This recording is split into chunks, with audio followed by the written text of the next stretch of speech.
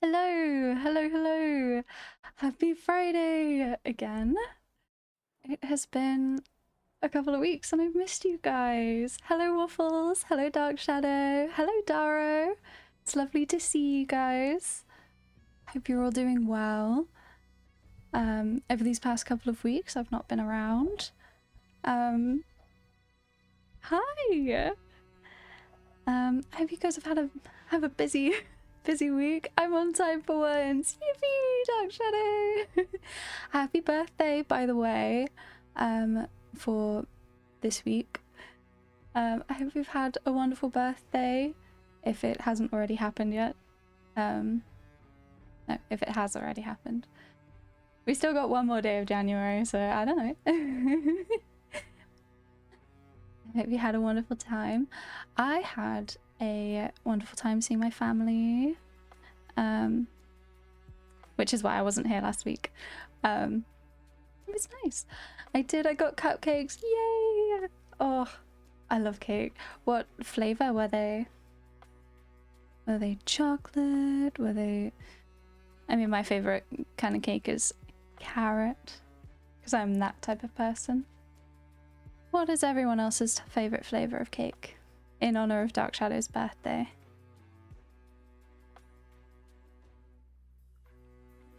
They were Galaxy chocolate. Oh my gosh.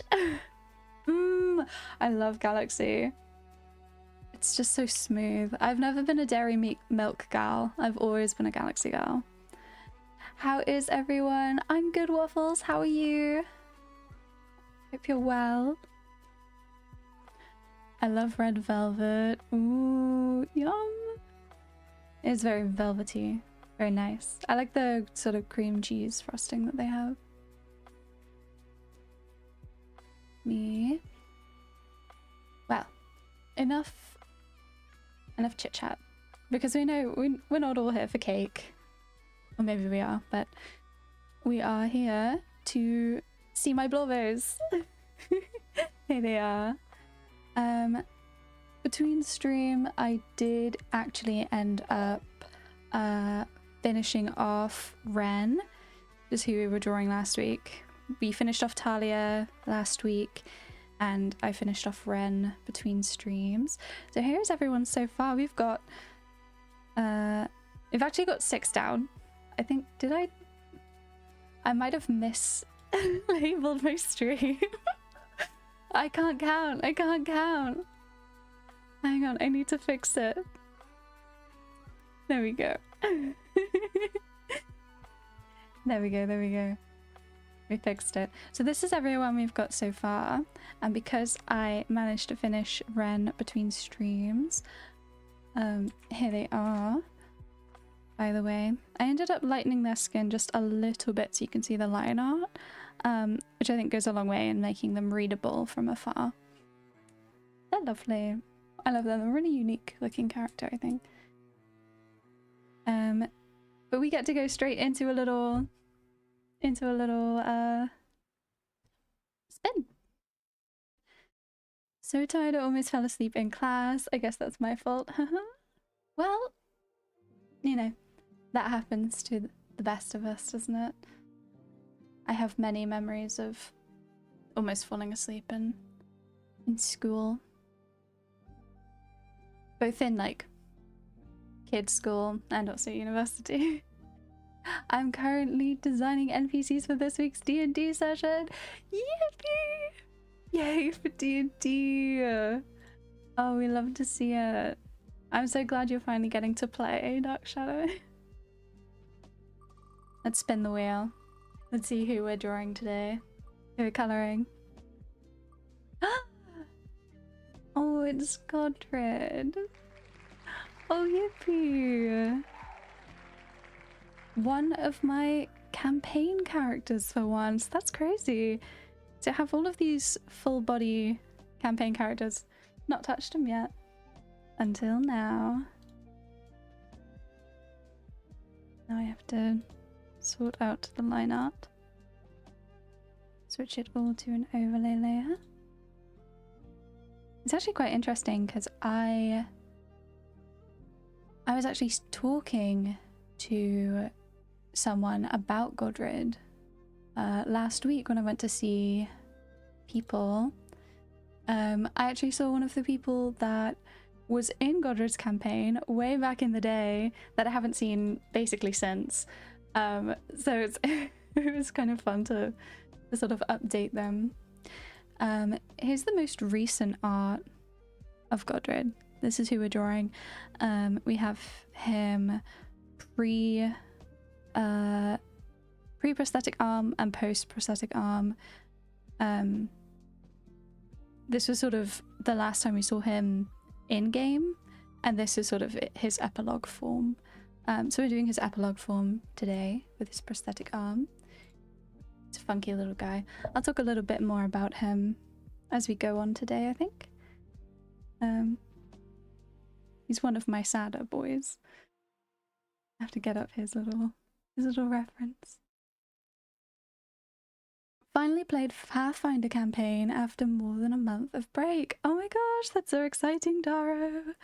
Oh, I've never played Pathfinder in terms of the TTRPG, but I have played the video game version. Not fully. I'm like right at the start. You know, Pathfinder Wrath of the Righteous. Very cool. Very funky. It's definitely a system I would love to try at some point, but it is very difficult to get a group of players of one system to switch to another system, even just to try it out. A lot of orcs and goblins, as that's what the town consists of. Those are my favorite. Oh yay, that's so exciting. I am so into orcs and goblins at the moment. So that's very exciting for me to hear. Dark Shadow. And of course the hobgoblins. And of course the bugbears. Ugh. My goblinkin babies. I love them all. I've had a big lack of ideas and inspiration for a few weeks now. No new characters, ideas. I've just been sitting in front of a blank page for a while. So I guess I'll just wait. Maybe this can help. Oh, yay. I hope we can all inspire each other. It's, you know, sometimes we go through that. I go through that a lot. I tend to find that just watching what other people's doing can help rejig everything. OMG, I am late. Mom, my show is on. Leave me alone. Hi, everyone. Hi, Jack. Lovely to see you here. Hope you're doing good today. Yes, had recently designed some hobgoblins for the gang in the town. It's very exciting because 3 more players are joining the group. Oh my goodness. How many players do you have, Dark Shadow? That seems like a lot of players. Although I suppose you are like, is your group still, you still like switch between your DMs and stuff in your group? Or have people left, or? It's always exciting to see new faces.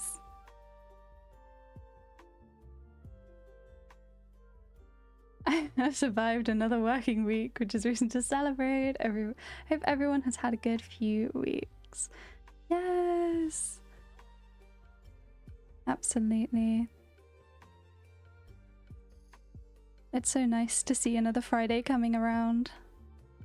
Because it's the weekend. It's time for chilling out and, well, at least in the case of my campaign, the weekend spells D&D.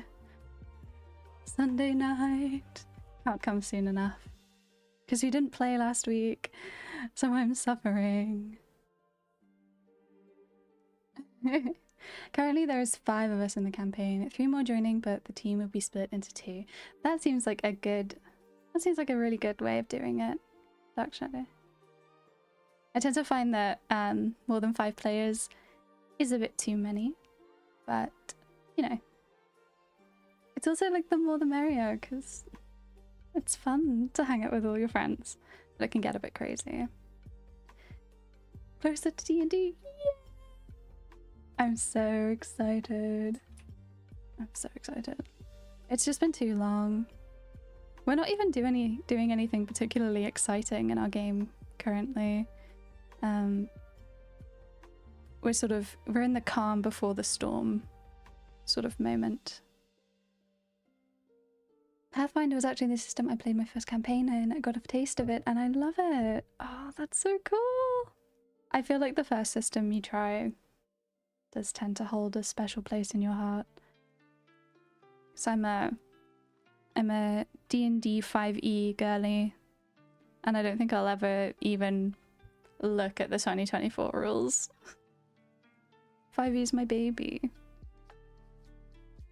And I don't care that other systems might do the things that I want better.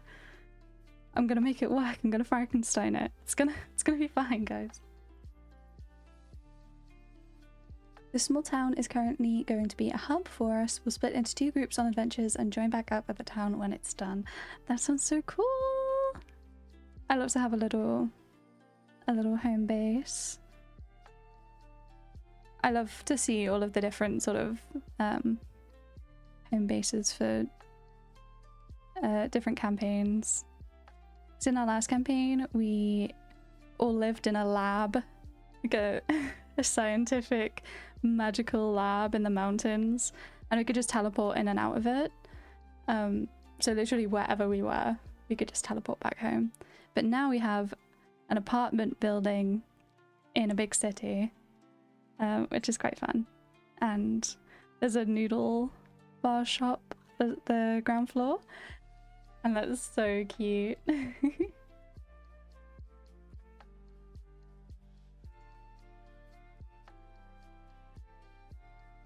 Our DM loves to prepare menus as well, like really in detail menus, which is so fun. Get to choose what our characters would order. We had picky bits.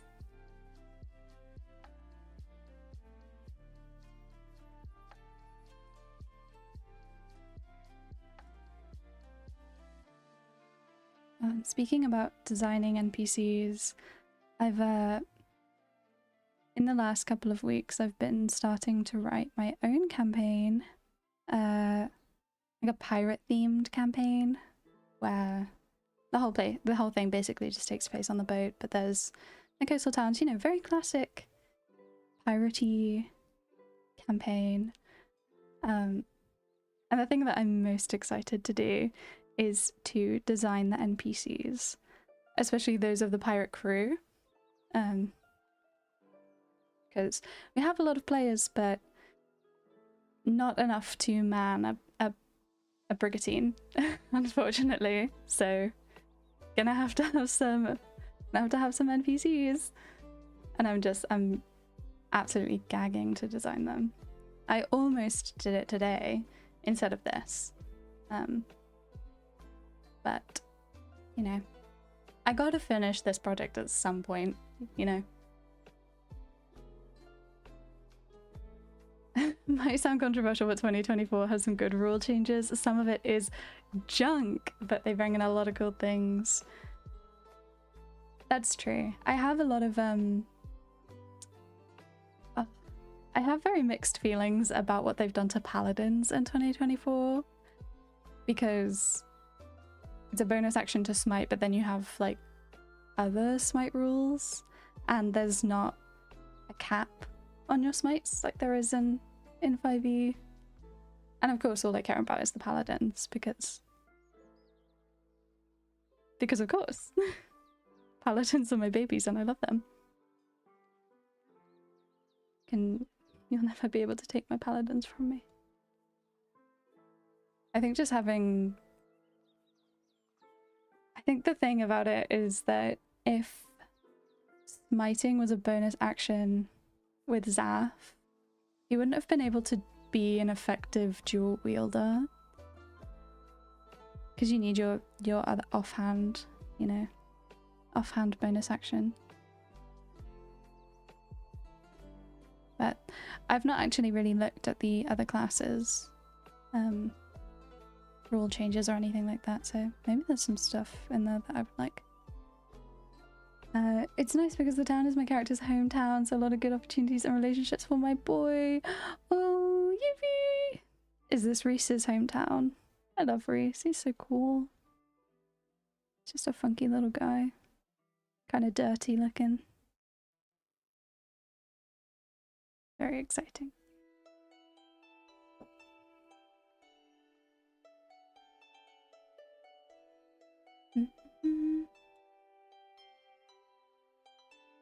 Oh my gosh.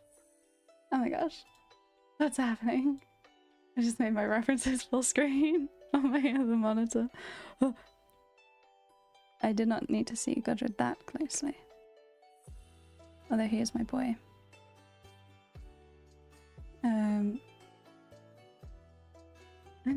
Yeah, the bonus action restriction does really kind of force you into one weapon, two-handed weapon fighting. It's where fighters get some cool stuff and all the weapon masteries. I can't spell.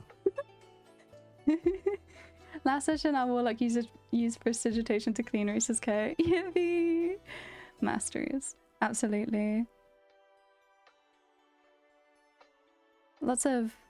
I think definitely the martial classes deserved a bit of an overhaul because I don't know, I've always struggled with the martial classes because they are a little bit, I don't want to say boring, but they're like they are a little bit boring, especially when you get to higher levels. Like wizards at higher levels can cast like arcane gate and and wish and time stop and fireball and chain lightning and all of this stuff, and then fighters and monks and rangers and stuff are just like, I hit one more time. Barbarians as well, just like, I hit again, smack. Which, you know, that's the preferred playstyle for some people, and I'm not going to take that away from you. If you're a martial girly and you just love to smack people over the head, more power to you. It's just not my personal favorite. I like to be weird and wacky with my playstyle and do something new and different every time, hopefully. Which is why I love playing a wizard so much, because I can get creative with my spells. I did sort of end up as paladin, just divine fighting all the time and never wanting to use any of my spells because one more spell is one less divine smite. But it kind of made up for it by doing absolutely disgusting amounts of damage.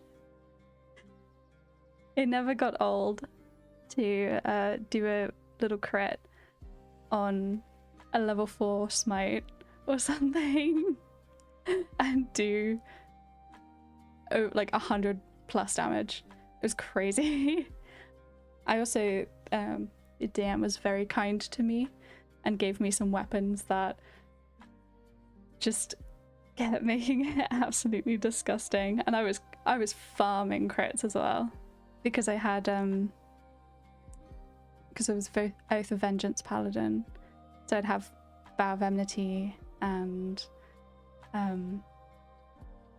it also had like elven accuracy and stuff, which meant that I basically got 3 dice for every advantage, and I would basically always have advantage. It was just, man, I love paladins so much.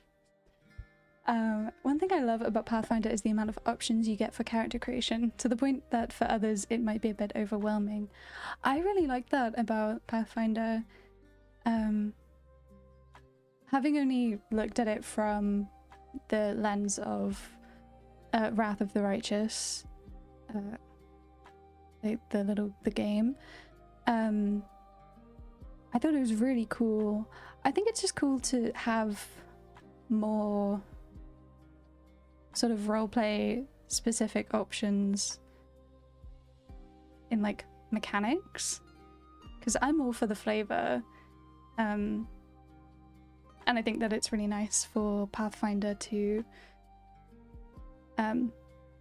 encourage that flavor mechanically instead of it all just being in your head or like homebrewing it or whatever. What do you mean at level 20 a wizard can change reality and my level 20 fighter can go brr 4 times? Yeah, exactly. So I think a little overhaul of the martial kiddos is probably needed. Because what do you mean? What do you mean that the wizard can make a clone of themselves and the fighter just gets to smack again? It's rough out here.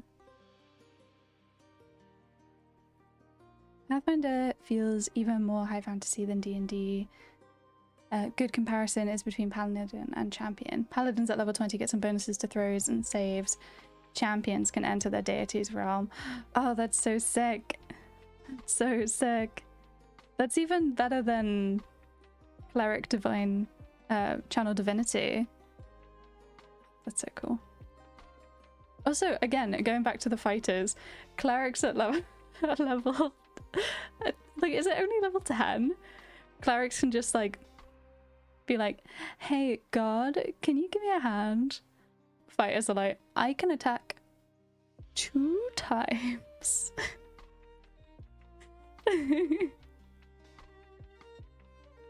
It's rough. Because I think fighters only get their 3rd attack at level 11.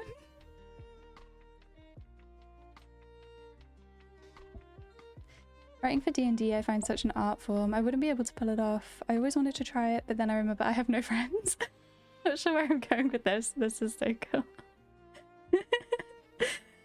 Thank you, Waffles. The really fun thing about D&D is that, like, I mean, you don't even need pens and paper. You don't even need friends. You can just you can play with yourself. Oh wait. You know what I mean? You can do solo D&D. I don't really know how to do it. I've not tried it yet. But I was thinking that for my next character, I might do like a solo D&D session, because I've heard that that's a really cool way of fleshing out backstory, you know? And also writing for D&D, you don't need friends to write for D&D. It's just fun to do. I'm writing with my like little pirate campaign that I'm writing. I have no idea when I'm ever going to get a chance to run it, because I don't think anyone will be able to make time to do a second campaign while we're playing this one. And what most likely is going to happen is, as soon as we finish this campaign, we'll go straight on into the next one from probably the same DM again. So unless they want to take a break, in which case I'll have a pirate campaign ready to go.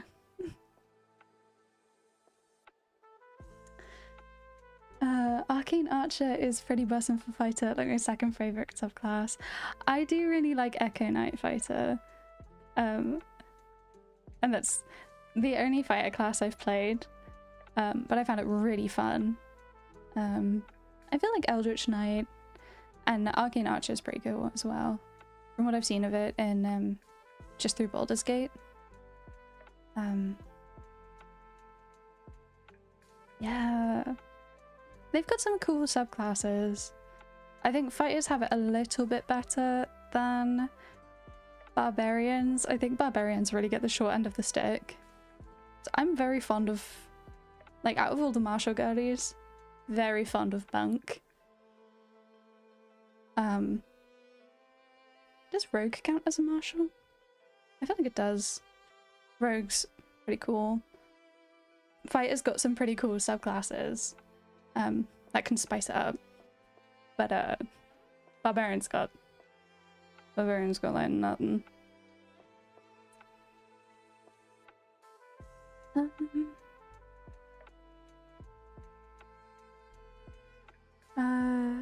And you know, Waffles do it. I wrote so much for no one but myself. You can You can play with yourself. Ginny D does a few good videos on solo D&D. Yes, absolutely. I always thought it was a communal thing. I'll look it up. Thanks, Jack. Yes, totally. I mean, obviously it's like playing with your friends is a really fun, lovely experience, but you know, if you can't get a group together and you still want to play D&D, just do it. You have a whale of a time. It's the sort of thing that I like, I get really into because I'm not very good at writing fan fiction or anything like that. I would love to write fan fiction of my characters or like write them into books or whatever. I just kind of, I'm not great at that. So, solo D&D. My first character wasn't that well prepared, but I took lessons from it and put much more effort into the other characters. Currently got 4 campaigns I'm playing in, 2 in D&D, 5e Online and 2024 IRL, and 2 in Pathfinder with the same DM. Wow, you are busy. You are so busy, Daro. Are you, I mean, I'm assuming that there's like a couple of weeks between like each session of each campaign. So you kind of like 1 week on, 1 week off, I guess. That's the only way I can fathom. Oh, let's color in Zippy. Zippy is this little ferret. Right here, getting his little pets. And well, the story behind Zippy is that originally Godred was, well, Godred is a druid, and he was originally a wildfire, circle of wildfire druid, and his flaming spirit was Zippy, this little fiery ferret. But after Godred's campaign sort of fell through, we didn't see him again for many years. He did a lot of shit off camera, and when he came back, he had become an Undying Warlock and Spores Druid multiclass. And so Zippy is no longer a wildfire spirit. He is now an impish familiar. So you got a little pack to the chain going on. So technically he's an imp now, but he's still got his little fiery form, and he's got all of these mushrooms growing on out of his back because he likes to copy Godred, and Godred has mushrooms growing out of him. It's a long story. It's a long story, which I will happily tell. You guys are just so chatty, so I just gotta talk. I just gotta reply to you guys because you all have such interesting things to say.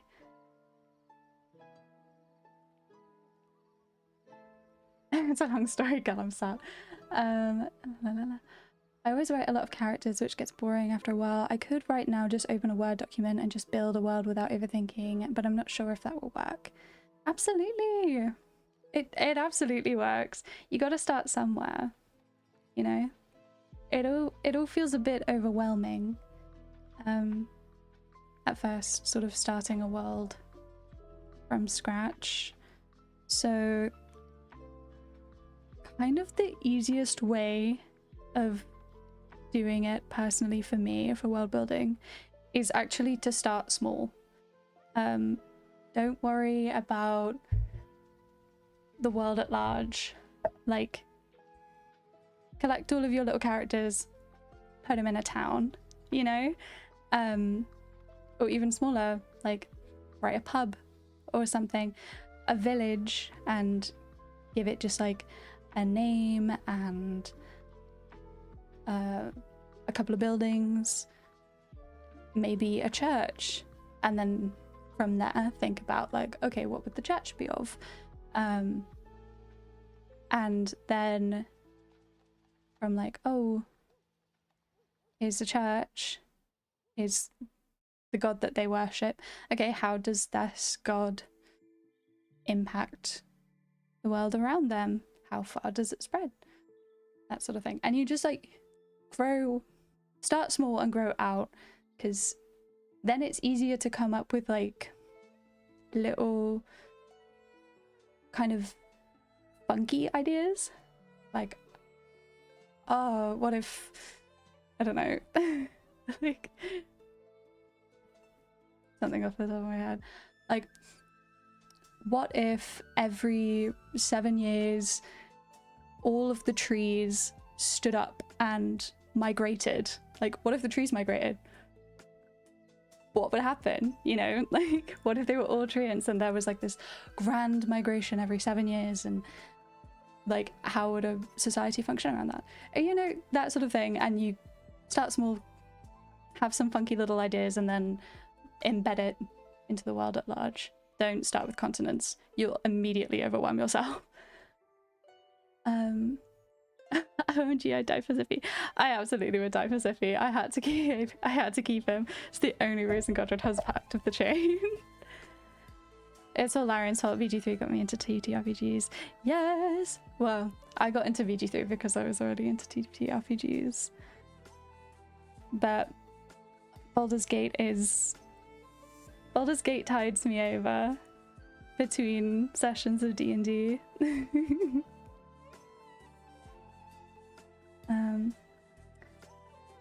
It's a long story, Gallum sat. Holy damn, I think I just got an idea. I'll try that, thank you so much. Yay, waffles! We've helped.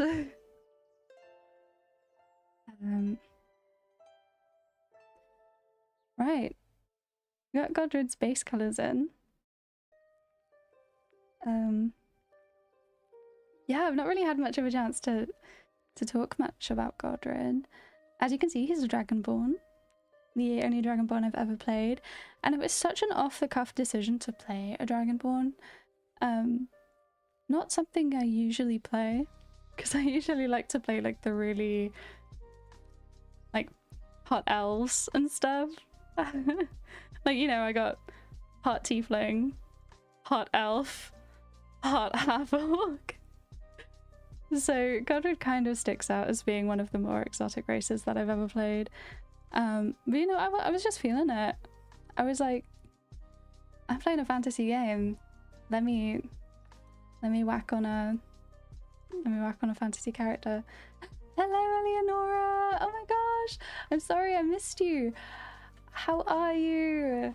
It's lovely to see you. I hope you've played some D&D in my absence.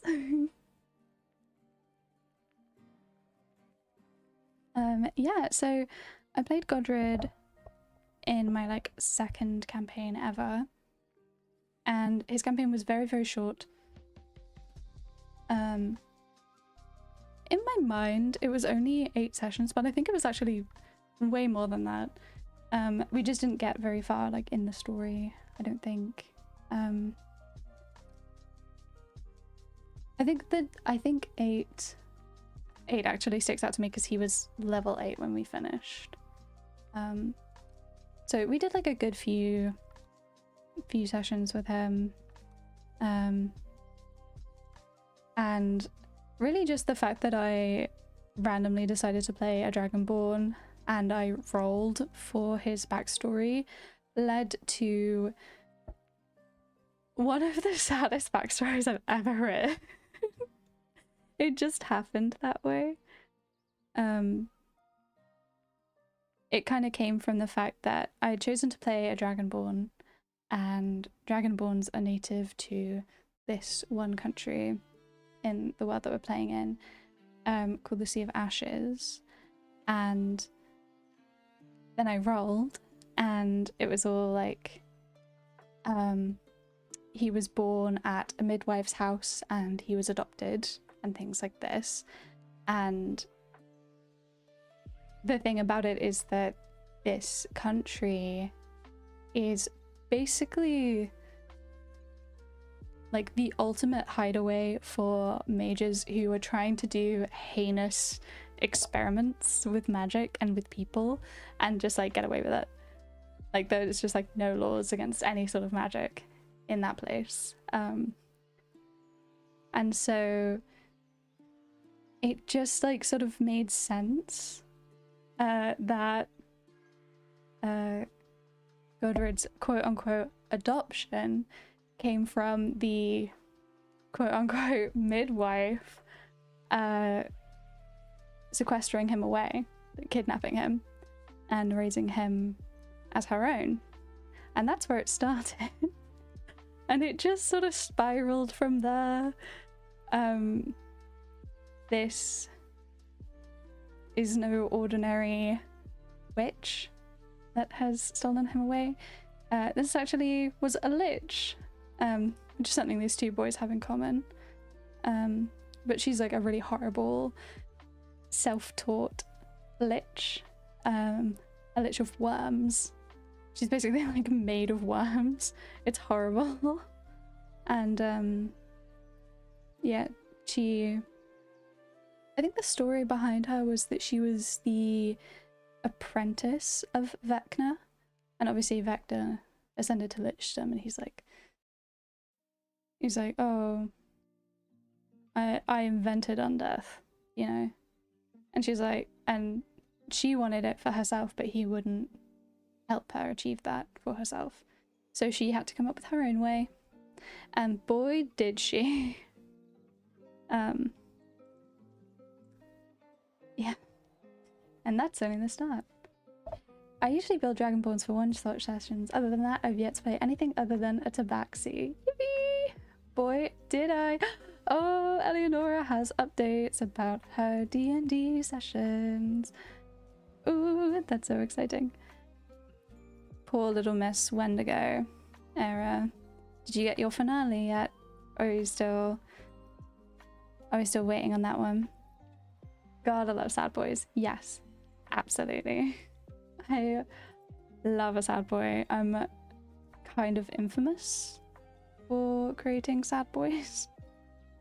I'm infamous for creating sad boys, but like these two are my only sad, like really sad boys.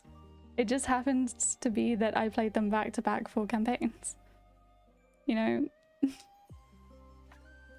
In the grand scheme of things, the characters aren't that sad. It's just these two are extremely sad. And look at this guy. He's got a little guy. Annihilate is lined up for next session. Oh, yippee! Let's see how that goes. Let's see how that goes. Very exciting. Let's see if you guys can sort out whatever's going on with Era and her Wendigo form. So yes, as I was saying before, so Godred was a Circle of Wildfire druid originally, but this all sort of came after he ran away from home, because of course he did. He was being raised by this horrible lich who had stolen multiple children. Godred wasn't the only one. He was just the first one of this collection of children to be stolen. And she, this creature, this lich, known as Mummy, because she has mummy issues, bad. And she wanted a little family in her own weird, sadistic way. She had collected a bunch of different kids of different species because she wanted to experiment on them. Because of course she did. And, you know, that was his childhood. Not great. Quite traumatizing. Watched his kid brother's lungs sort of melt from the inside. Not great, not a great time. Not a very super healthy childhood home. But, you know, it was all he knew. He wasn't exactly okay with it, but he didn't really know what else could be done. And then the city that Godred was living in with his mummy, they are run by a council that is super duper weird, and they are not elected, they are faceless, they have no identity, and when one of them dies, a new one is sort of summoned. They choose one based on title, and there's sort of like, there must be something magical and weird and ritualistic about it, because I don't think anyone even knew that Godred existed. Certainly wasn't exactly allowed outside of his home. But regardless, the council came knocking because their councillor, whose title was the Twice Evoked, had died, and the ritual had chosen Godred as his replacement, because when Godred was born, he was born dead, which is why Mummy was required in the first place. You know, it all comes around and makes sense. He had a bad start to life.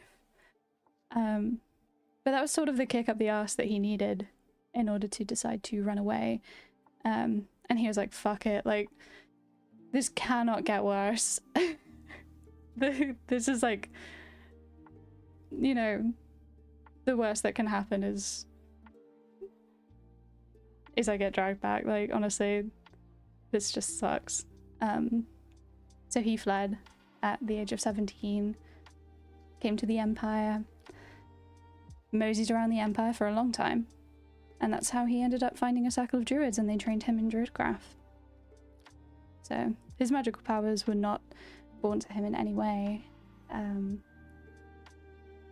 although once the campaign started, he found himself indulging in warlock levels, because there had been some sort of power left behind within him from Mummy, even though he was separated from her. And even though she wasn't willingly really giving him anything, he still figured out how to use it. So that's why he's part warlock. And, you know, we'd only just really started sort of coming to terms with the repercussions of all of that in the campaign when it ended. He'd found an idol of Mummy, and she definitely could see him through it, which is always a good sign. She made him puke up a bunch of hair, which was a very visceral image that I'm sure everyone will enjoy. And yeah, it was kind of like the last thing we saw of him. Oh, he did grow a massive fuck-off tree in the middle of a museum. There was a drunken night out, and he came home with a bear, a sun bear that he named Basil. And there was a big fight, and during the fight, Basil was exploded by a void because he was just a regular bear, and he just happened to be in the wrong place and he died, and Godred was quite sad about that. Also, like, one of the NPCs was like the host of Vecna, and turned evil and disappeared, so that was also not great. And, you know, Godred was a bit sad about it, so he grew a tree, and the tree grew really big. And now that tree was famous. Yeah, that's kind of where we left him off in the actual campaign, but he's been a bit busy outside of that, namely losing his arm. Losing his arm and changing class, and then his epilogue. Oh, and also developing a really horrible disease known as void rot, which has caused all of this mushroom growth and caused him to be a spells druid. He's been busy. Got gotta put a little bit of trauma into each character. So true, Daro. But it's fun making sad boys because you get to work on making them happy. It's like making happy boys to make them sad. No, that's so true. If your character starts off happy, they're inevitably going to end up really sad. And vice versa. You know, it's really fun to give my sad boys a chance to find love and feel good about themselves, because they always start off with such shockingly low self-esteem. Bless them. Bless their little hearts.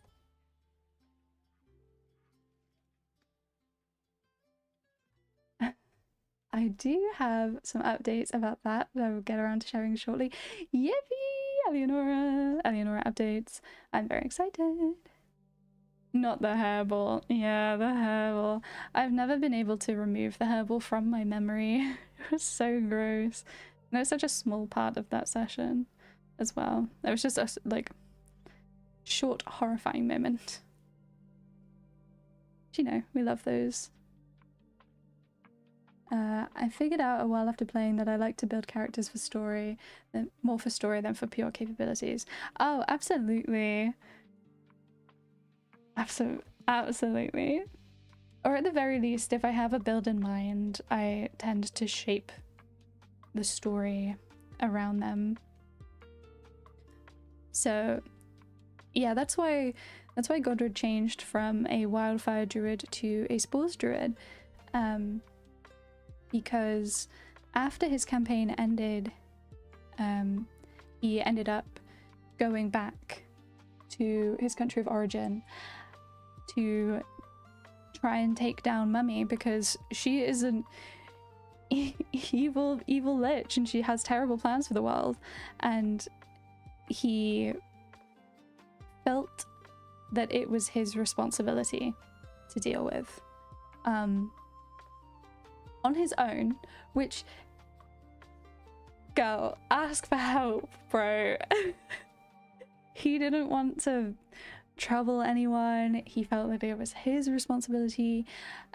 He had to track down his brothers, one of whom was stalking the party right when we ended the campaign.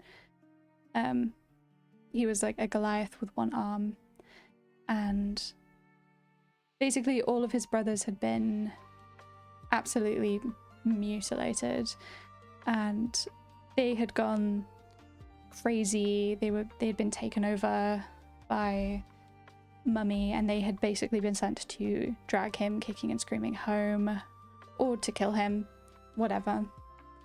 And Godred was like, man, I really gotta just like I gotta put these boys out of their misery. You know, I'm their eldest brother. It's the right thing to do. It's the brotherly thing to do. I have to hunt them all down and kill them. For their own good. Very, very sad. He did it though, he managed it, and he hunted down Mummy. He faced her off in their home city by himself, like a fucking idiot. But you know, he didn't want to be too much trouble. Absolute maniac. So he faced off against her by himself, and he actually, I wouldn't say that he won, but he did sort of banish her for now. At least after their huge fight, which destroyed half of the city, which was fine because there was basically no one living there. Mummy disappeared. She hasn't been seen since their last altercation. Godred knows that he didn't really kill her. He's not even sure if it's possible to kill her because she's basically a god. But, you know, he fought a god by himself and he didn't die, which is more than many people can say, I suppose. He had sort of like off-screen leveled up to be probably like a level 20 druid at least. But fighting with Mummy and the consequences of that is sort of what brought him back down to reason. Yeah, she inflicted him with this divine disease known as void rot, which is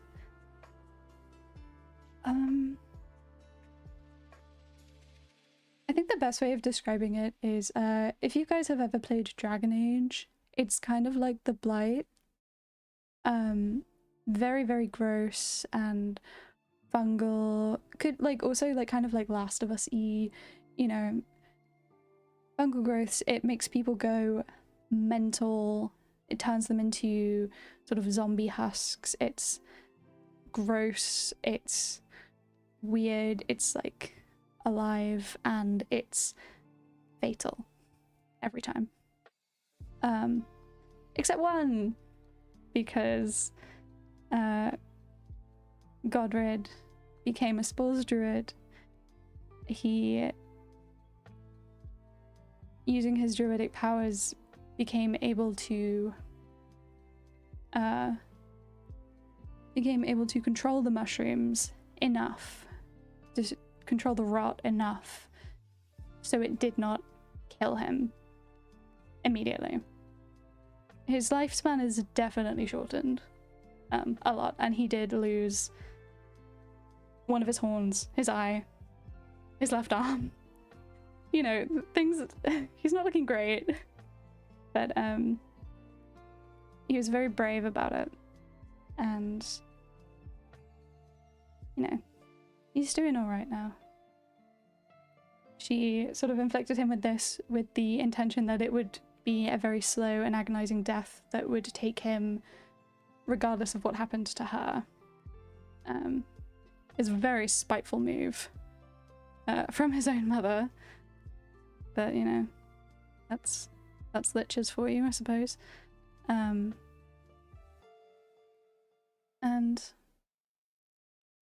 yeah, so that's why he became a spores druid, and he's still a warlock, undying warlock or undead warlock.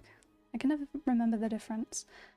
But he's still sort of using her power, and it's definitely because of her influence that he was ever even able to control the rot in the first place, which is hilarious. Like, she shot herself in the foot with that one. So yeah, it's pretty hardcore. But none of that was on camera. That was just like, you know, his little catch up for when we saw him again. His good friend Aramis was not pleased that he had done this all by himself, and come out very worse for wear because of it. But you know, Godred didn't want any of his friends to get hurt, and they already had done before.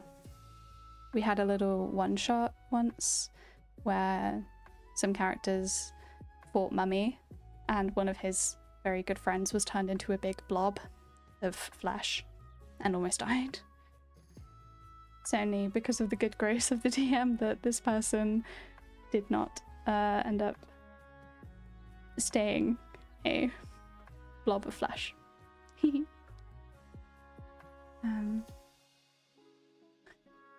Laundry done, info dump imminent, yippee! Currently going for a Soul Knife Rogue, Celestial Warlock. He's trying to find a use of his crystal arm for things other than harm with the Psi Knives. Ooh, that's so fun! Ooh. Love a little funky arm. I love a little... That sounds really cool. Session, wait. Now they got to have at least one or two super things, so... Totally. Session started with Elias's player repeating the wish that was cast to remove Aira's curse.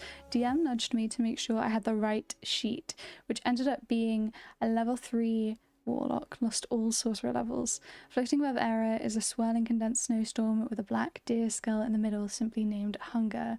Considering Era is severely handicapped for combat, team decides Pokeball again. Fuck, imagine losing all your levels. That must have sucked, Eleanor. Yeah, that sounds really, like, quite harsh. You didn't even get to fight? Like, your girl lost all her levels and then didn't even get to fight? That's so rough.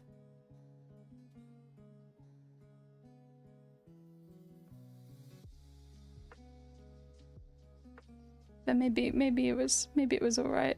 Maybe it sounds worse than it was. Maybe. Hopefully.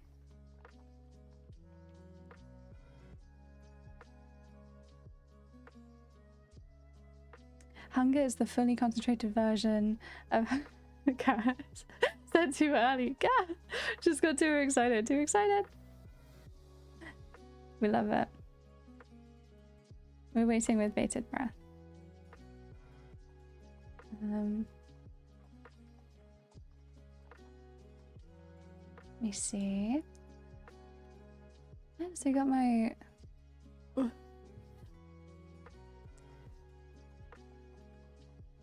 I think. What else can I share about Godred? I suppose the next time that we saw him after all of this sort of shit went down was when a lovely new player, who was actually an old player, but a new player again, got to join our Tavern Smashers campaign and brought back the character Aramis, who I absolutely adore, and Godwin had been kidnapped, which is so fun. It was a save your friends quest, and Zafir got to help save Godred from one of the old villains from that campaign, who I honestly I don't even really remember, which is quite funny because I think the others were a bit like, oh my god, this woman, and I'm like, who? I've never heard of this woman before in my life. Yeah, we killed her. She was like she was worshipping Cthulhu and stuff like that, so you know, she had to go. Godred got to revivify the wizard of that group, and was like sucked into a void. So fun. Such a fun time. He spent most of that combat actually unconscious, which is fine because I didn't want to have to play two characters at once. And yeah, and then he promptly fucked off the moment that he was freed. Really, he and his friend went back to the country that they were hanging out in, really, and he was like, well, it sucks about all of this like zombie stuff that's happening in the Empire, but really kind of not my problem. Don't really feel like lending a hand. I've done enough. You should have seen what I did you should have seen what I did with my mother. Because I think I've given enough. So he fucked off. Which is so fair. Like, bro, just let bro retire, honestly. And that's what he kind of did. I think he was still planning on sort of going around and, you know, I think he still sort of felt like Mummy was his responsibility. So he was kind of waiting for her to come back, really. So you knew it was inevitable that she would eventually. But at the end of Zafir's campaign, Aramis ended up adopting a child. His goddess was just like, hey, look after this kid, will you? Train this child. And Aramis was a bit like, I'm not sure about that at first. But after he met the kid, he was like, oh my god, I would die for you. And when the Tavern Smashers were evicted forcibly from the Empire, this child was left behind at the temple. And so Aramis recruited his friend, Godred, who, you know, was once a kidnapped child, to go and kidnap a child. But it, like, you know, in a nice way. He went and kidnapped this kid and brought the kid back to Aramis, and then just sort of like never left. He's just sort of hanging out, and inadvertently has become a father, which is really cute. Now they're just like raising this kid together, and it's adorable. And Godred is a very doting father. He's very much like, oh my god, giving a child the childhood that I never had is healing me from my trauma. This is what I needed to heal from my trauma. Killing my brothers wasn't it. It's actually this. So that's fun. I found out Reese might have to adopt a child next session, which would be amazing to try and work out. Oh my gosh! Reese is strangely very responsible. Reese is actually very strangely responsible. Like, first he's got pot pie, now he's getting a child. That's crazy. Okay, hunger is the fully concentrated version of her curse separated from her, which apparently is where all her sorceress origin comes from. Hence, why all the levels were removed. Mind you, this was 10 levels just nuked. I'm actually quite glad for a bit, because hunger hits like a truck. On average was doing 25 damage per round of attacks, had 7 turns in combat, and at level 3 adult, 24 HP. However, it's quickly going wrong for the rest of the team, because there's also the condition that if anyone dies, there's no revival possible. So obviously I'm panicking because it's also stacking debuffs. Oh my god, that's so scary.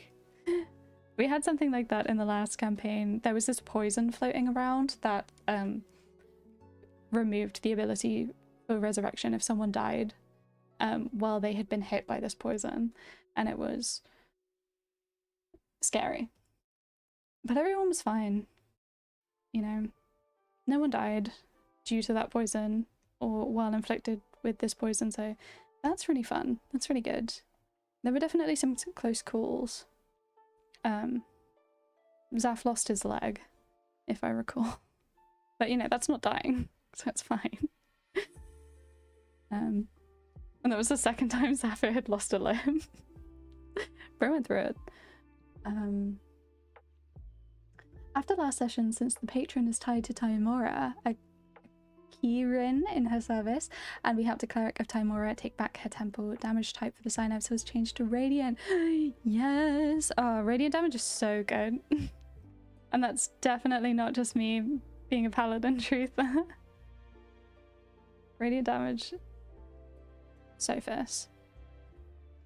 It's always so nice to face off against a creature that's undead and to just absolutely destroy them with radiant damage. Hoo hoo hoo.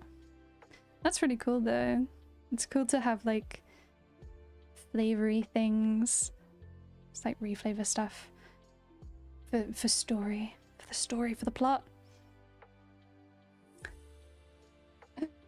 Giggling, kicking my feet over this. Yeah, talking about my boys. Oh, should I show? Hang on. Talking about the kiddos. Let me get up the kiddo. Let me show you. Let me show the kiddo. Let me show Aramis and the baby, the family. Because they are so cute. They're on Art Fight, and I did get one really cute Art Fight attack for the 3 of them, and it was so cute. This is them. It is so cute. Show us the fam. So obviously we got Zippy and Godred.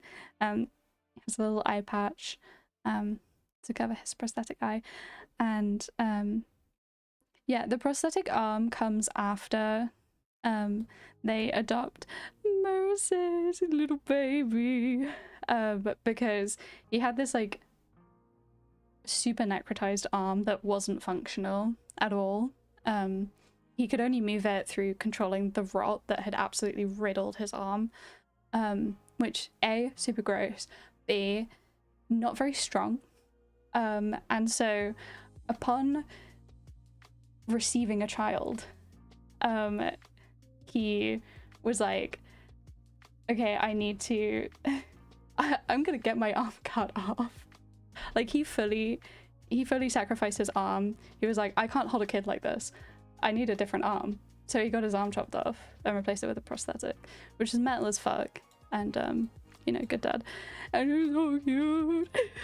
Yeah, this is Moses. He was basically like reincarnated from the wizard that died at the beginning of the campaign that brought the whole party together.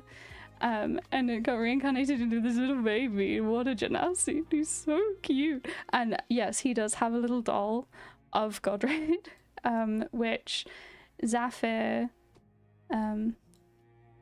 here gave to Aramis, Blondie over here, because it was like Zafir found a cloth dragonborn doll on his adventures, and after Aramis found out that he was being given this child, Zafir was like, I'm gonna make you feel better about this. I'm gonna give you, I gotta help this guy come to terms with the fact he's gonna be a new dad. He has to save the world and then he has to raise a kid, so let me help him. And he colored the cloth dragonborn doll that he found to look like Godred. Bearing in mind, Zafir had only met Godred once, so really insane thing to do is to make a doll of this guy that you've met once, but like you know that your friend is like really close friends with him. But yeah, and then gave Aramis the doll, and then Aramis gave the doll to Moses, and now Moses has the doll, and now yes, Moses has a doll of which is the spitting image of his dad, which is so funny. And it's kind of hilarious because it's kind of like a voodoo doll. I bet when Moses is a little bit older, if he ever is angry at Godred for whatever reason, he's going to take out on the Godred doll. Just absolutely slam it against the floor or something. But yeah, they're so cute. So freaking cute. And not the happy ending that I would have ever expected for Godred. It's certainly not one that I wrote. I wasn't involved in it. It was kind of just like thrown out there. So it's really nice. Because I was just gonna let him sort of continue on as he was doing. But becoming a dad, and you know, he's committed. He is committed to this kid. He chopped his fucking arm off and he's retired from adventuring. There is not a single thing in this world that will make him go out there and fight, except maybe his kid. Like, I guess if someone steals Moses, then that'll get him fighting again. But for now, he's just like, nah, bro, I'm just gonna chill. Which is so nice for him. He deserves that. And he's healing. So yeah, probably the best ending. Probably the best ending that one of my characters has ever had, and not something that I expected for him. It's just really nice. It's just really nice and sweet. Oh my gosh. We've got so many messages. You guys are so talkative today. It's really exciting. Okay. Reese is not going to be a father by choice. Yeah, well, that's the most fun kind. That's the most fun kind. He's just got to step up anyway, you know. There's no stronger bond than, you know, someone and the cat that they didn't want, you know. That this time it's a kid. You know, reluctant parents are such a fun trope for a reason, you know, like Joel and Ellie from The Last of Us. It's gonna be so fun. I rolled the worst initiative, so it takes a million years to get to Era's turn, and then the turn order gets to me, and I'm given a blind choice: accept, reject, contest. I'm not told what they do. First time I chose contest, and I'm given a choice to stop one of its special attacks for a full round. So I stop its biggest one that can apparently just straight up insta-kill. This thing is fucked. Oh my god. This child is a player character as a half-dragon monk who is an experiment created by a big bad, and because she's made from the DNA of this long-dead dragon, she kind of attaches herself to Reese. Since Reese smells of the baby dragon due to pot pie, she feels connected to him. Oh my god, that's so cute. That's so adorable. Oh. Oh, G-Precious family. Oh my god, they're so cute. What the fuck? Yeah, the little babies. I love pretend children. I love little fake children. I don't draw kids very often. I usually just do it to make myself sad because I draw my characters as children and it absolutely devastates me every time because they've been tortured by me. It's my own fault. Last 20 minutes I've been writing about a cute little supermarket describing a traditional wooden Japanese architecture with large buzzy refrigerators and metal rackets. Thought that would be fun. That's so cute! I love it! I love that, Waffles. Keep going, keep going! Keep writing! It's really cool to play with. Anyway, not important, just excited. Contrasting older traditional architecture with modern appliances and products. That's so funky! I love the combination between traditional and modern. I think it's always so cool.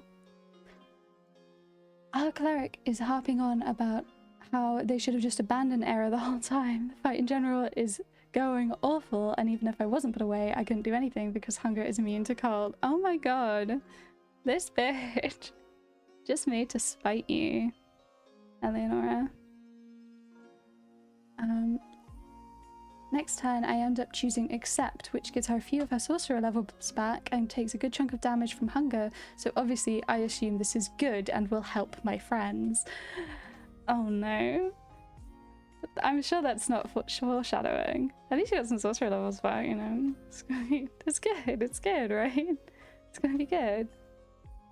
My character doesn't know that one of the party members sold the cleric of Timora, so that the temple gets retaken by Umberly by casting suggestion on the cleric, telling her to stay and rest.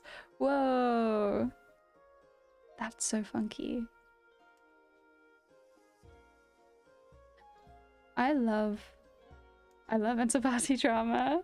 Dara, that's so fun. I would just be thinking so much about what sort of argument I'd be having. I love to argue. I love to argue in character. It's funny because we've come to the realization that Reese is most likely heavily autistic, and this child plans to cling onto Reese, and it's going to be so much for him to deal with. Oh, bless. He's going to be so touched out, bless him. No one dies, but it gets disturbingly close. Only one survives because I remembered I have decent health pot that I'm like, here, take this, oh shit. He does go down, so Era gets shunted from the Pokeball. Uh-oh. Oh no. My character being a follower of Timora himself hits even harder. Ooh. I love a little bit of like religious in-game conflict. In our last session that we got to play, my current character, Seno Miran, had a bit of a spat with one of the other characters because of religious differences.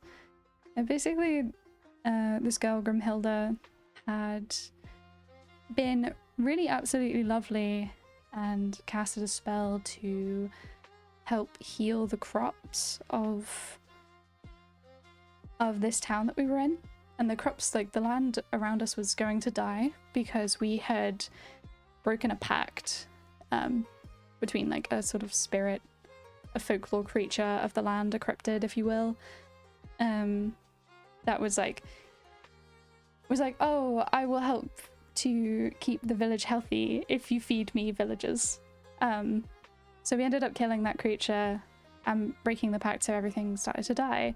and this Grimhilda girl had done some druidic magic to help the lands flourish again, which is nice of her. But because the country that we're playing in is adverse to magic, and we did not want to be executed as witches, she pretended as though she was just performing a religious miracle for a goddess known as the Lady of the Damp and Rain, who Senemirin, my character, really does not like. There's a whole bunch of, it's very Christianity versus paganism, like way back in the day sort of vibes, where Senno's a pagan and the Lady of the Damp and Rain is very, it's giving Catholic Church. And so she had a big falling out with Grimhilda about that. She was angry about it because Grim was giving credence to all of these horrible beliefs that were directly harming her people. So, you know, she has a right to be mad, but also, you know, Grim was just helping some of the small folk with their crops and stuff, you know. Kind of a lose-lose situation, really. But I love conflict. I love to argue. And some of I love it more than most of the other players do. I just think it's really fun. I think it's nice to be able to have a little argument in character and then have them make up. You know, things aren't always sunshine and rainbows.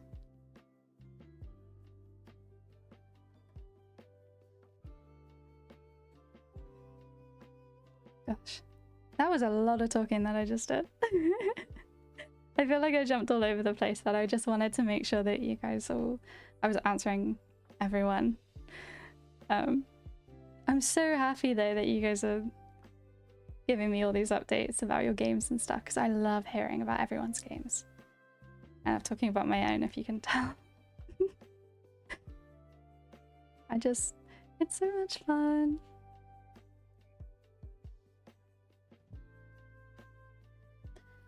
I take the accept option again, gain more levels, do more damage, still feeling useless, hunger in its third boss phase. Half the party is unconscious, Bloodhunter finally manages to take it out. Yay! That's great.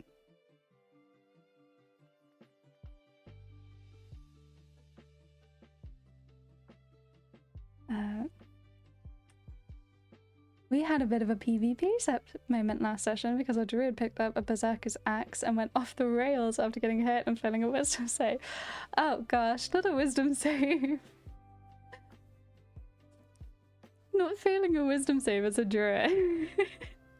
That's rough.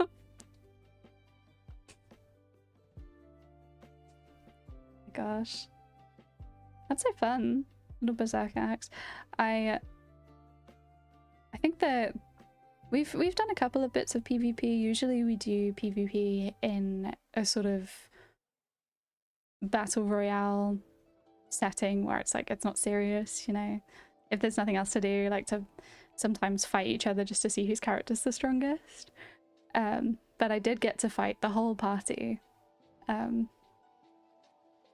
semi-recently when Senemirin turned into a werebat at the full moon. And she just went mental. I hope this happens again though. I hope this happens again now that her boon has been upgraded. Because she is a werebat that can now cast Fireball. She can cast spells now in her werebat form. And I just think it'd be really interesting to see how a werebat who can cast spells acts during a full moon. It's interesting because I don't know, maybe you'd think, oh, there's no way that she has the wherewithal to even cast something during her bloodthirst. But then again, it's also very fun to imagine her just dropping spells on creatures willy-nilly, all over the place, absolutely decimating the forests.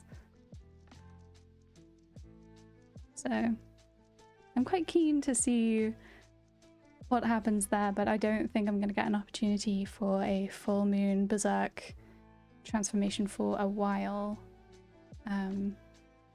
because we're currently living in a city, and so Senna Marin is going to have to figure something out.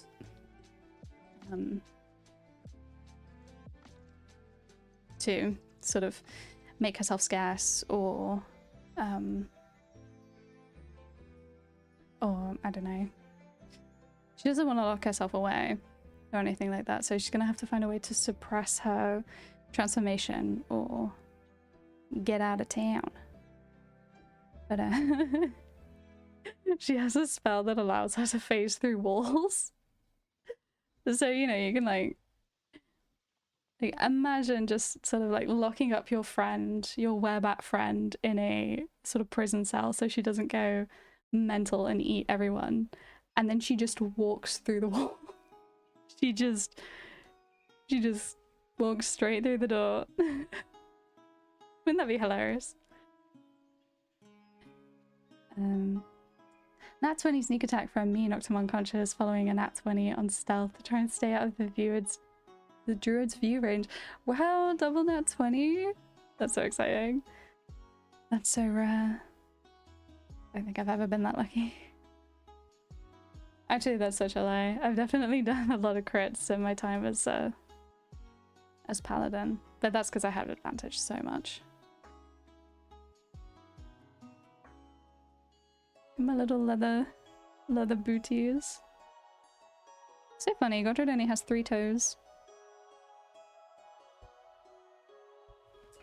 Imagine that. Imagine only having 3 toes. Nerd.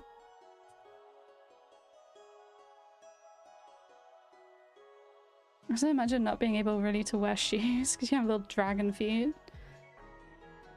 Like, bro, put your grips away. And so just wear these little like leather things around his feet.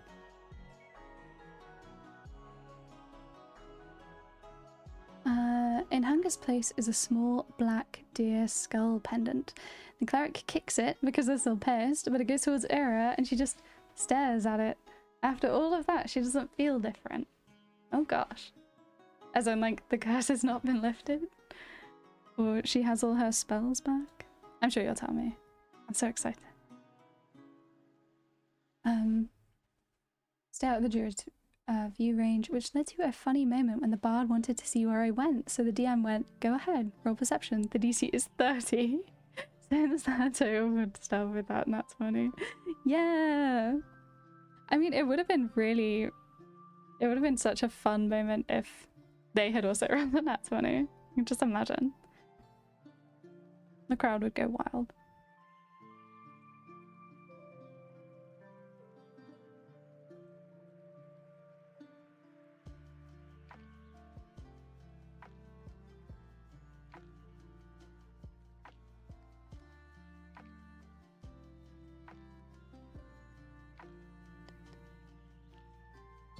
Oh my gosh, someone mentioned BG3 earlier. I've been playing BG3 recently. And in my solo, I have a solo run going. As my girl, Talia. I love her so much. So it's solo Hexblade Warlock, which is monstrous in BG3. I just have to say, it kicks ass. And basically I have like the polyamory mod on because I just wanted to see all of the romance scenes that I hadn't seen yet. I'm basically just farming for scenes and achievements at this point. I have over 1,000 hours in the game. And I still haven't seen everything. because I wanted to see all of the romance scenes for like the evil companions, like when he turned people evil, because I had never done it. I always choose the good ending for my romances if I'm romancing them, you know, because why wouldn't you? And I did the Ascended Astarion one today, and girl, all of these Ascended Astarion thirsters, I am genuinely concerned about you. If anyone is genuinely like, oh my god, Astarion's so, like, any positive word in while he's ascended, I am concerned about you. Because if that ain't some of the most manipulative dialogue I've ever seen, that's crazy. I couldn't even, in this run where I'm doing like all of the evil choices for romance, because my girl Talia is incredibly power hungry, and so having incredibly powerful allies is a benefit to her. So, you know, turning Gale into a god is going to benefit her. She'll have a god for a boyfriend, things like that. When Astarion was like, kneel, and it was just like so degrading towards her, I couldn't even do it. I couldn't turn her into a spawn. I couldn't turn her into a spawn. She was like, she has more self-respect than that. And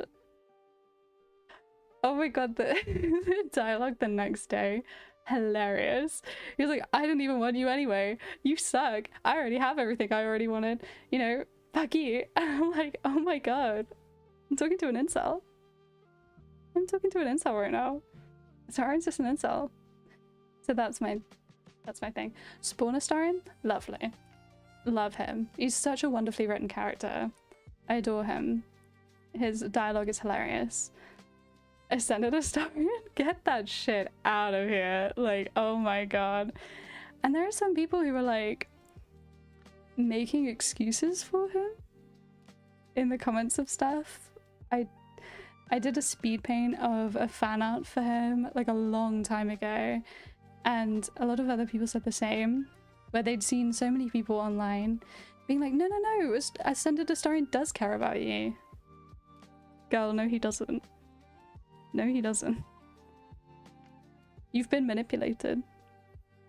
So yeah, that's just my view. That's just what I had to say. This is just my views. Crazy. Crazy. That ain't some of the most manipulative shit I've ever seen. Next time I see that scene, I'm kicking him in the balls.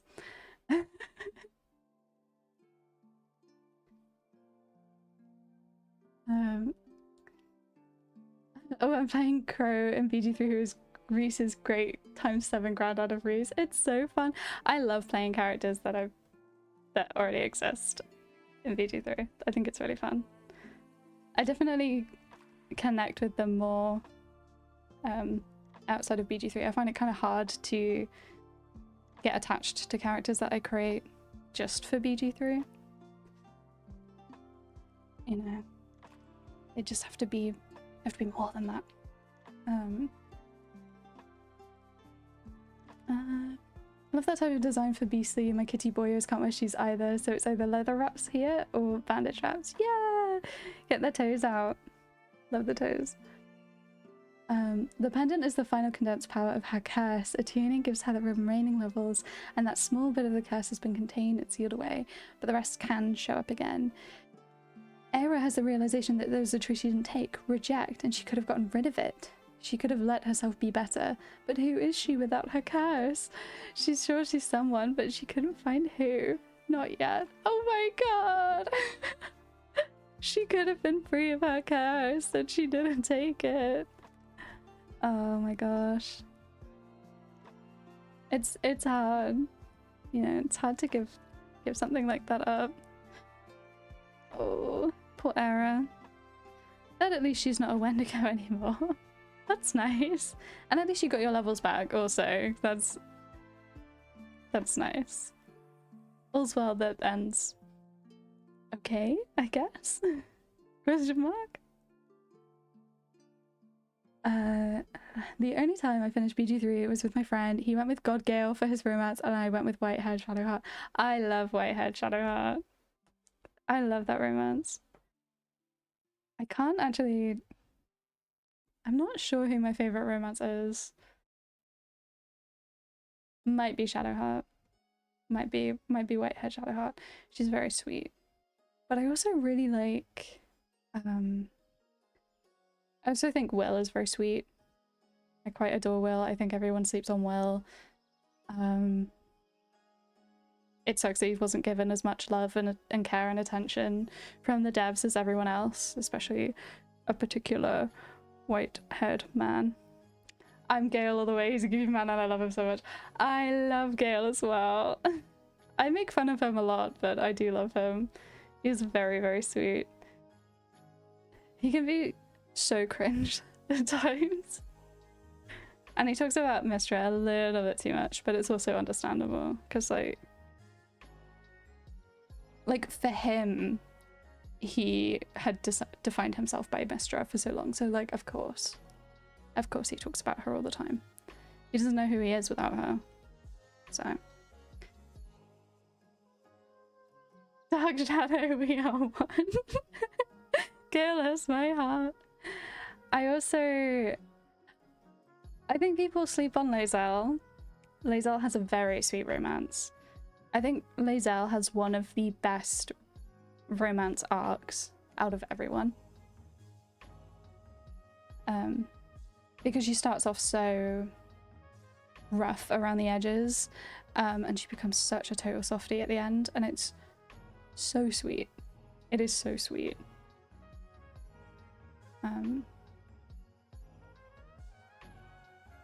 I would say Astarion has an excellent romance arc, as long as he's spawn, as long as he's kept a spawn, and especially if you do dirge romance, dirge resist romance with Astarion, with spawn Astarion.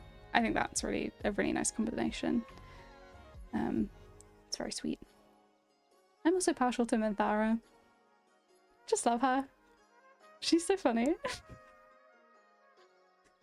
She's so funny in a really like horrendously evil sort of way. She's so matter of fact about it. I just love that. But I quite love all the characters, except maybe Halsin. Just kind of sick of Halsin. The one time I've ever wanted to romance Halsin, like purposefully, because usually he just sort of shows up and he's like, hey, do you want to go to the woods? Want to go to the woods? I'm like, yeah, you know what, why not? Fuck it. And you know, it's a good time, it's whatever. So I was just kind of like, do it for shits and giggles. It's like, why not? And the one time I've ever gone out of my way to be like, I'm going to romance Halsin and he's going to be my only romance, he bugged out and I killed him and now I can't resurrect him. So like, are you actually kidding me? What the hell? He truly said, you can only romance me when you don't want to romance me. And get out of here with that. So basically, next run, fuck Halsin. Fuck Halsin, he's dead from the start.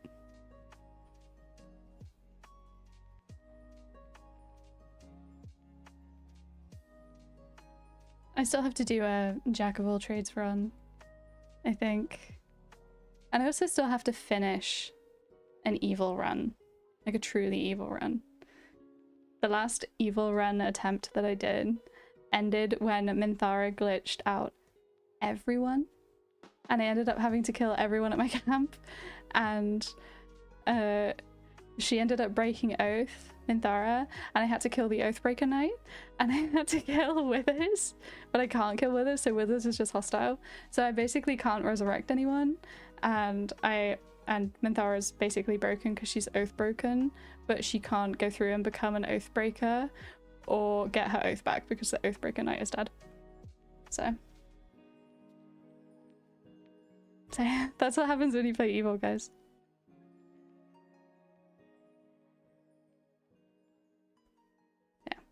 That's my BG that's my BG3 updates. That's so funny. That is crazy. I have such bad luck on this game sometimes. Oops. Yeah, it's because I play honor mode. I basically always play honor mode, so that sort of thing ends a run because I can't reload. Everyone's dead. And the same thing with Halson as well. Like, I couldn't just like reload to an earlier save where he was not broken and fix whatever was broken with him. He's just gone. Right. That's why I always play a good little guy. Even though I have the worst luck in honor mode runs. Yeah. Alright, let's have a look. Let's have a look at my boy. This shirt, I've made the shirt a little bit shinier than anticipated. He's actually wearing like a cloth shirt, and it looks a bit leathery. So, let me go. I feel like Godred is probably the character with like the most. Out of all of the characters, I think Godred and Zafir are the ones that will take the most time to finish. Because Godred is scaly. He's got a lot of texture going on. He's got all of his mushrooms and stuff. And then Zafir has very intricate armor. So we'll see how far we get. We got about 20 minutes left of stream. So shocker, don't think we're gonna finish this one today. But maybe I will finish him off stream and then we can do someone new next time. Because I am quite eager to finish this piece. I think it's gonna be really fun just to have it all finished. It's fun to see everyone sort of coming in, you know?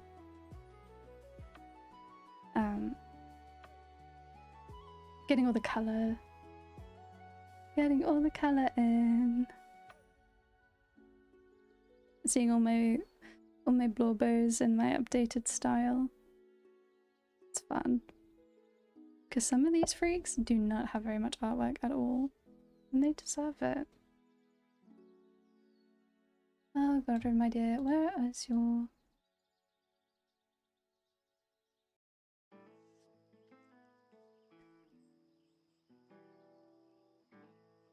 I think Godred is one of the characters that's had the most... one of the most drastic redesigns out of all of them.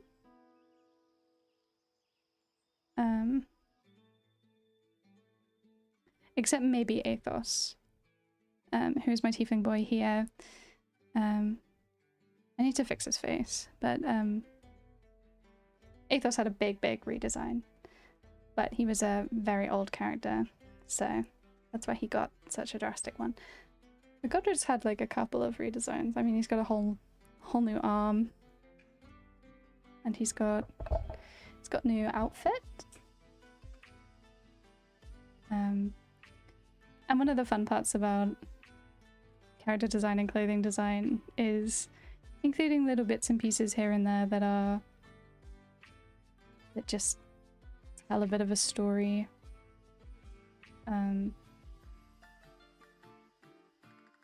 So for instance, like he's wearing I've actually not got the color of his shirt right. His shirt is a little bit redder than this, but he's got this blue sash around his waist, and he's also got a blue sort of wrist wrap going on behind Zippy's head. And it's the only blue in his outfit. He usually wears very warm, earthy tones because he's a druid, and also because he's a copper dragonborn.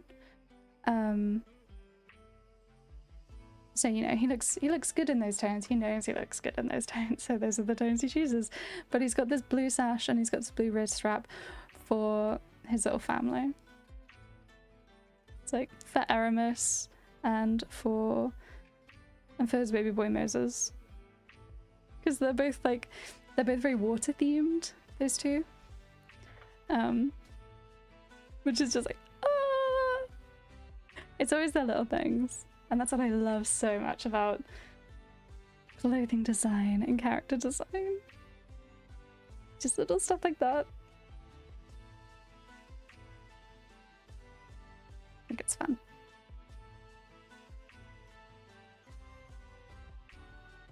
Looks so good. OMG, I want to see more of him and his new farm. Oh, me too. Me too, absolutely. I can... I don't know the name of the person who did it. Let me pull up my art fight really quick, just so I can give this person credit. But I just want to show off the art piece that I got for art fight, and it kills me. It kills me so much. It was so cute. La la la la la. Is it this one? Yes. Okay. This is a piece I got for art fight of Godred and Aramis. And it is so cute. Oh my gosh. It's so freaking cute. They're making cookies. They're so cute. Got they did Aramis's tattoos. They got Zippy in there, and got Godred. And Godred, they really, I like that they made Godred quite big because he's a dragonborn. And we've got little baby Moses doing no.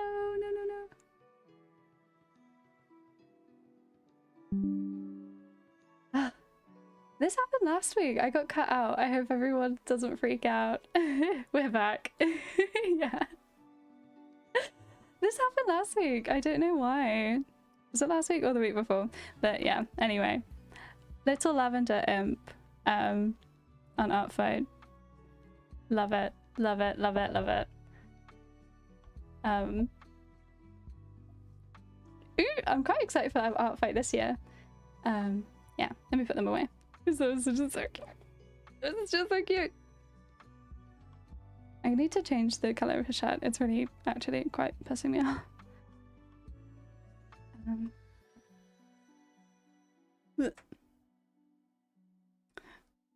So yeah, I really need to do some more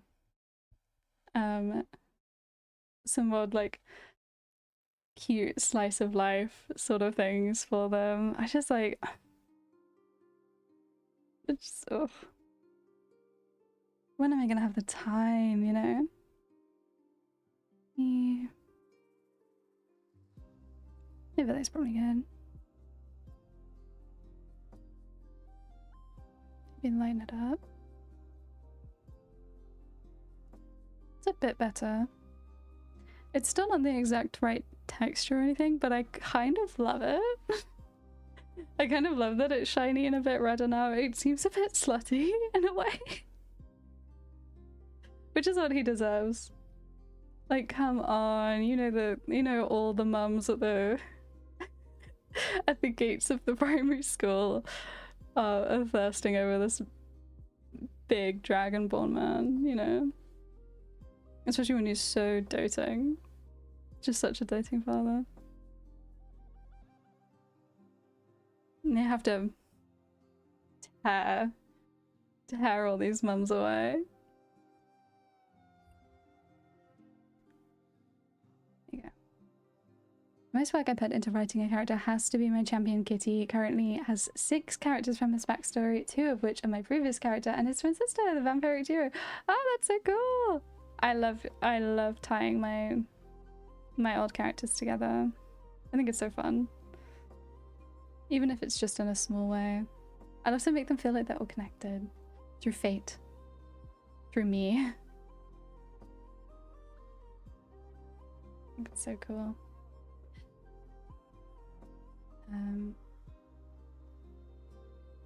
Ooh, I don't know which character I've put the most work into. It might actually be Senna, my Gallipop, my half-orcish Gallipop. Because I wrote an entire religion for her. I wrote an entire pantheon for her, and I also devised an entire method of spell note-taking for her. Like I did like the actual... I came up with a way of notating my spells. My wizard spells through like symbols, so I just need to glance at the drawing, at the notation, and I know exactly, you know, damage type, duration, casting time, all of that. Like a whole notation system. And I wrote her an entire pantheon, and I designed a bunch of NPCs from her backstory. And she has like a whole village and stuff. Like, with all of these different customs, and I came up with different sayings from her culture, and close to a language, kind of. I don't have enough time to write an entire language, but I have a lot of words that I've sort of Frankensteined together from a combination of Icelandic and Romanian, a little bit of French, and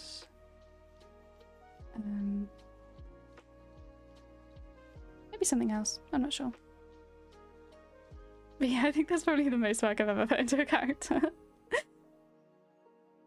And I love her. I love her so dearly. And the funny thing is about her as well is that I put so much work into her, but her backstory is not that long. She doesn't have a lengthy backstory the same way that Godred does, or Zafir does. I mean, Zafir's backstory is not necessarily long, it's just incredibly sad. It's just like, it's long in the sense that it took a long time, because he's like 200 years old. It has 200 years of backstory, but most of it is just like the same. Just being underground as a zombie. Like, you know, same old, same old. What's the most work that any of you guys have put into your characters? I know Eleonora with Era has spent 7 years on the poor girl, which I think does definitely outdo me in terms of time I've spent with any of my characters. My oldest character is Athos, and I think he is 5 or 6 years old.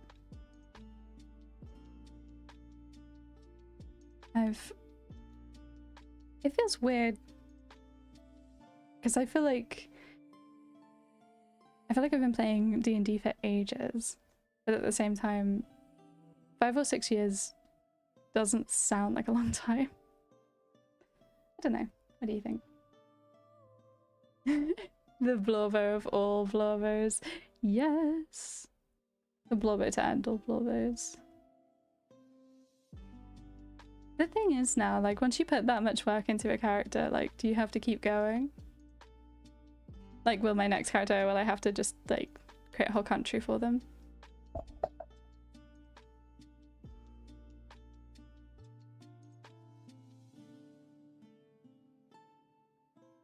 I think my current character is the biggest. Like, what do you mean I wrote 19 adventures so every year he visited the Feywild? This is in addition to everything else he did. You've been holding out on me, Jack. What the fuck? I want to hear about this. I want to see all of this. Oh my gosh, that's so cool. Oh, all the Fey adventures. I really definitely...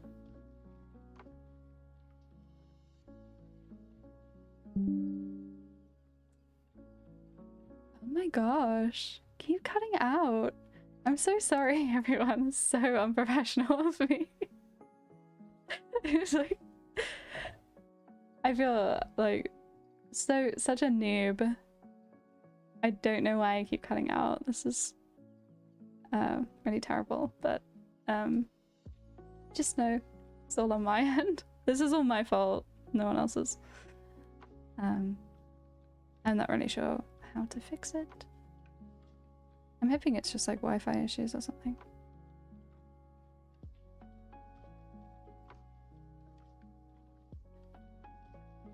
Get the little metal in.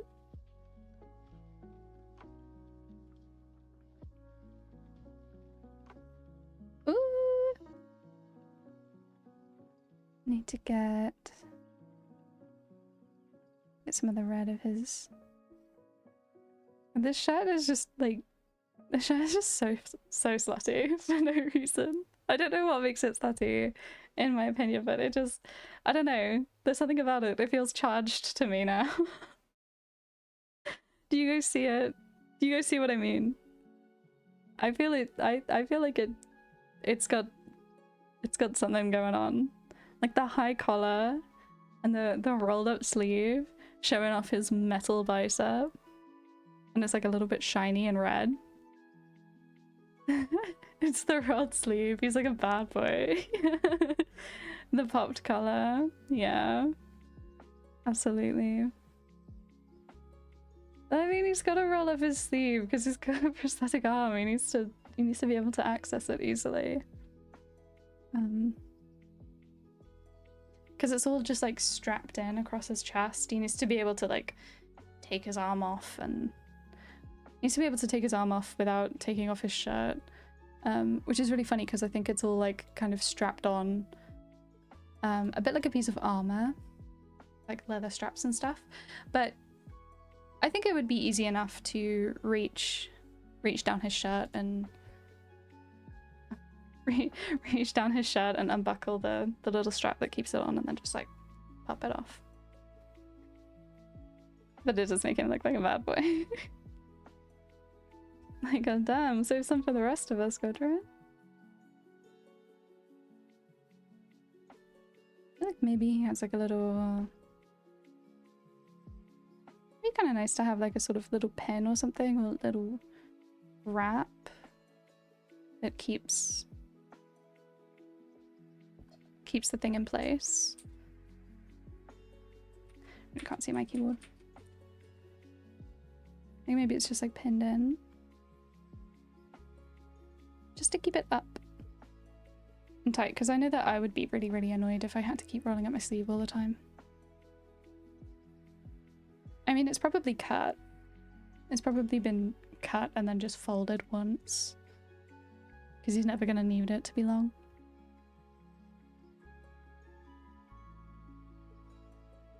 You know. I don't know, I'm kind of just like messing around with it now. Maybe something like that. It's just got like a little pin in it. Little safety pin. Keeping it up. See, now all of his other... Now the rest of him is all like a bit more shaded in and a bit more shiny. His scales seem really dull. And he is kind of pale for a copper dragonborn. But you know, that's the disease. You can't really help that. I think the last thing I am going to do this stream is his funky little eye. His prosthetic eye. The prosthetic eye was also another thing that he got after adopting Moses. Similarly to the arm, and he's like, hey, this isn't gonna work with the whole trying to carry a child in my arms sort of thing. This thing's gotta go. gotta just chop it off. He had his eye replaced because it was like very red. He had like mushrooms growing out of it essentially, which is so gross, and he was covering it with an eye patch, but you know, a man doesn't really want to have to wear an eye patch all the time at home. It's not really ideal. It's not very comfortable. But his super red mushroomy eye was quite frightening for a little child, a little baby. So he figured, I'm not using my eye. I might as well get rid of it. You're not using it anyway. So he had it taken out and replaced with this funky little prosthetic that has a star pupil, just because they thought it'd be fun. And I think it is fun. You know, Godred's always been one of those sorts of people that's just like, fuck it. And I don't think anything sums that up more than just like, I don't need this arm. I don't need this eye anyway. Get rid of him. Fuck it. Why not? I'll fight a god by myself. Fuck it, why not?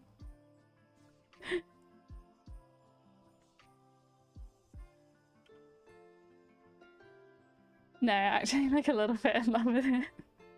Yeah. I think out of all of my characters, he's probably slept on the most. Which probably comes down to him being a Dragonborn. I feel like people aren't as fond of Dragonborns as they are of everyone else. Is that like really hard to draw, you guys? Dragonborns? Kind of difficult to draw. Because they just have like really awkward little faces. You always have to turn them to the side, otherwise they look really goofy. A bit like a snake from the front. I'm gonna add his little eye shine in. Oh, what a cutie! What a cutie! Get his little... Oh.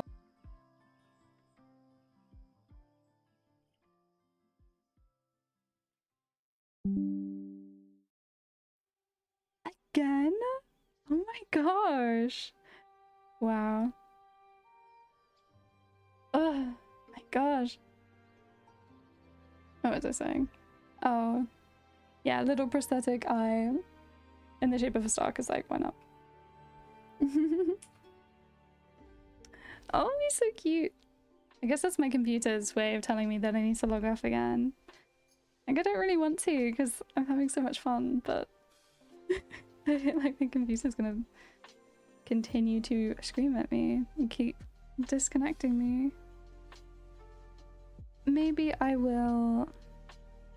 One more thing. Let's give Zippy a little bit of love. I'm just gonna pop a gradient. Just gonna pop a little gradient in on Zippy, because look at this young man. Look at his little face. Oh my goodness, he's so cute. He's so fucking cute. I just wanna explode.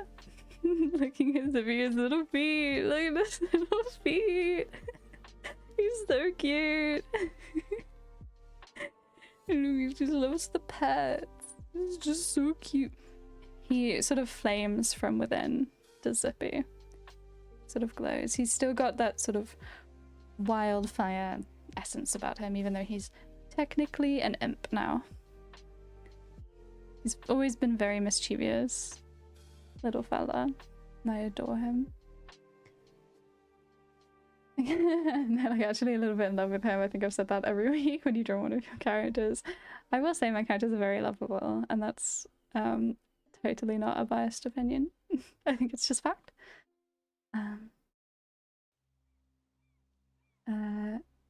Drift, Reese, and Nataz have the most done to this story. I could tell. I could tell, actually. Because you talk about them the most. They're little babies, and I love them.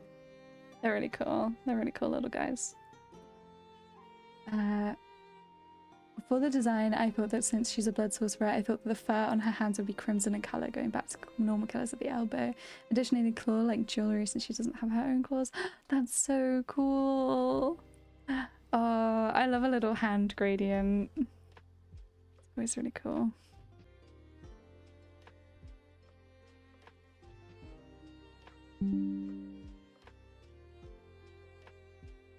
Oh my god. I'm going to scream. I'm going to scream. He's cutting out.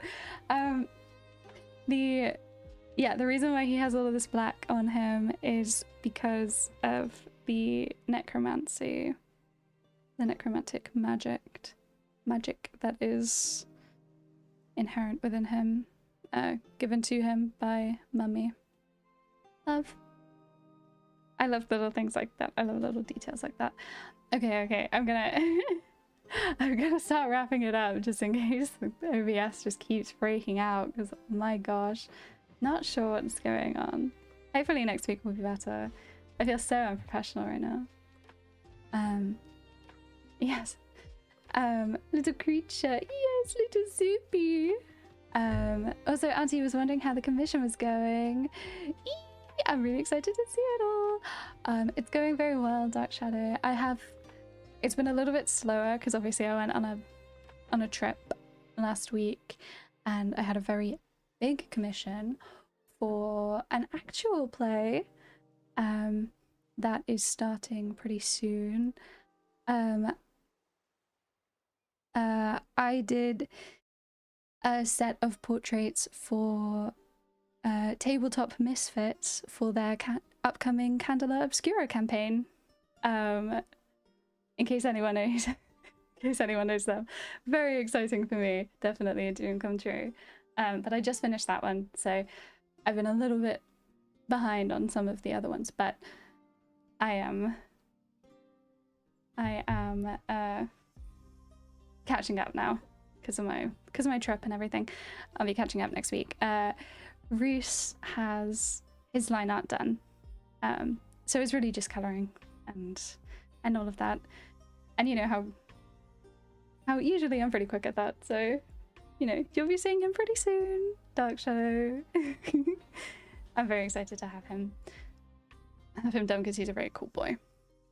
I understand. Honestly, take as much as you need. The hype is just gonna be. I know, it's so exciting. Candela Pog, we love a bit of Candela. Yeah, really cool vibe. Pup pie is so fun to draw. Yeah, yippee. Yes, I'm quite excited. Actually, pretty tricky. I don't draw cats very often, but I have my references. And I have a cat of my own to use as a reference, so which I have done already. It's very fun. It'll be wrapped up soon. Just like I'm gonna wrap up this stream before I get disconnected again. It has been so lovely to see all of you. It doesn't help he's got a bit of facial deform. It's cute, it's cute. It's like a little, I don't know, something a little bit special. It's always exciting to wait for it comes. Yeah, Dara's in the same boat as you, Dark Shadow. I've also got a commission on the go for Dara as well. They'll both be wrapped up pretty soon, in the next couple of weeks for sure. I just had to, you know, had to see my family or something stupid like that. Like, God. Yeah. Gonna be wrapping it up pretty soon. My last Candela character threw herself into a volcano to save the world. Oh my gosh, I need to hear more about that, Eleonora. Next time. Yes, thank you all so much for being here. It's been so wonderful to hang out. This is probably one of the best streams I've ever had, so thank you so much. It's been so, like, the chat was just going the whole time. You can probably hear it in my voice. I am absolutely grinning. Thank you guys so much for hanging out with me. It's been so wonderful. Thank you, Eleonora. Thank you, Jack. Thank you, Dark Shadow and Daro and Waffles, and anyone else who has been lurking or has popped in. It has been so much fun to hang out with you and to draw with you. I will see you same time next Friday. Take care of yourselves, everyone. Play some D&D, and I will see you next week. Lovely to see you all. Bye.